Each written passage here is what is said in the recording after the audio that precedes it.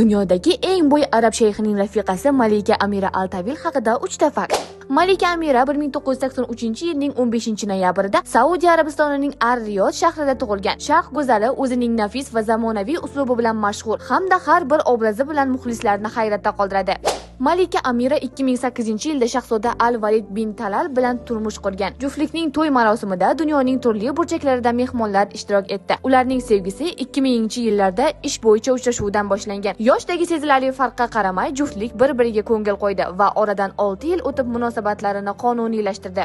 Amira Altavil Saudiya Arabistoni jamiyatida o'zining samimiyligi va nafosati bilan tanilgan nufuzli shaxs. Uning hayoti hamma o'ylaganidek oson emas, chunki Amiraning yelkasida 100 minglab insonlarning mas'uliyati yuki bor. Shu bilan birga u o'z maqomiga va turmush o'rtog'ining obro'siga munosib bo'lishi kerak. Malika jamoatchilikning hurmatiga shunchaki sazovor bo'lmagan. Amira o'zi sevgan ish bilan shug'ullanadi va insonlarga yordam beradi. Bu esa bir-birini o'zaro to'ldiradigan mehnatsevarlik va bag'rikenglikning timsoli bo'lsa kerak. Malika Amiraga havas qilganlar videoga like bosib, barcha yaqinlaringizga yuborib qo'yishni unutmang. Shunga o'xshash shou biznes yangiliklaridan xabardor bo'lish uchun Toshkentliklar 24 kanaliga obuna bo'ling.